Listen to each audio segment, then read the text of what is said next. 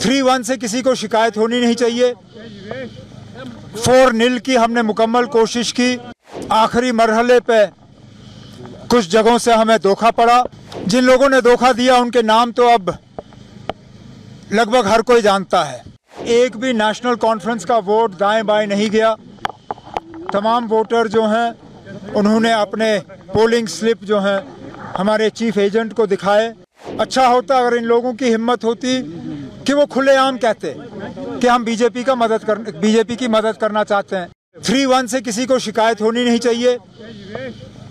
4-0 की हमने मुकम्मल कोशिश की, लेकिन जैसे मैंने कहा अपने ट्विटर के पोस्ट पे कहा, आखिरी मरहले पे कुछ जगहों से हमें धोखा पड़ा।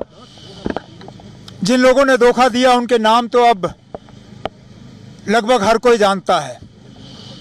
मैं यहाँ ज़रूरी समझता नहीं हूँ उस चीज़ को दोहराना, लेकिन अफसोस की बात है। मैं उन तमाम लोगों का शुक्रिया करता हूँ, खासकर कांग्रेस और बाकी साथियों का, जिन्होंने नेशनल कॉन्फ्रेंस के हक में वोट डाला, जिन्होंने आखिरी मरहले पे हमें धोखा दिया। उसके लिए अफसोस है, लेकिन अपनी जगह मुझे इस बात की तसल्ली है कि एक भी नेशनल कॉन्फ्रेंस का वोट दाएं बाएं नहीं गया। तमाम वोटर जो हैं उन्होंने अपने पोलिंग स्लिप जो हैं हमारे चीफ एजेंट को दिखाए और एक भी वोट नेशनल कॉन्फ्रेंस का ज़ाया नहीं हुआ। सर, बीजेपी का कहना है कि कल 4 विधायक उनके साथ चले गए और वो तो उन्होंने 40 हुए। कितना बड़ा कंसर्न? ना, कोई कंसर्न नहीं है। कंसर्न इतना है कि ये लोग हमारे साथ रह के, हमारी मीटिंगों में शामिल होके, हमारा खाना खाने के बाद बीजेपी के साथ घुल मिल गए। अच्छा होता अगर इन लोगों की हिम्मत होती कि वो खुलेआम कहते कि हम बीजेपी की मदद करना चाहते हैं, जिस तरह हमारे हंदवाड़ा के एमएलए ने किया।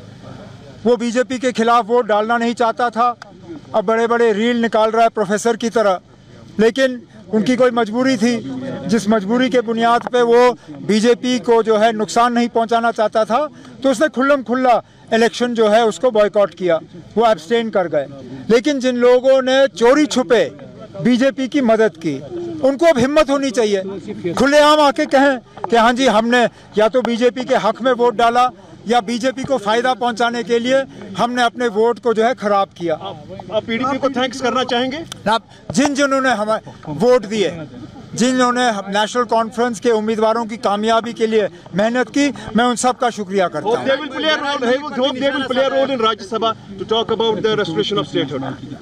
हर चीज़ के लिए हमारे उम्मीदवार जो हैं राज्यसभा में जम्मू कश्मीर के लोगों की बात करेंगे, न सिर्फ स्टेटहुड, जो असेंबली में हमने रेजोल्यूशन पास किया स्पेशल स्टेटस और कॉन्स्टिट्यूशनल गारंटीज़ का, उसका भी जिक्र होगा।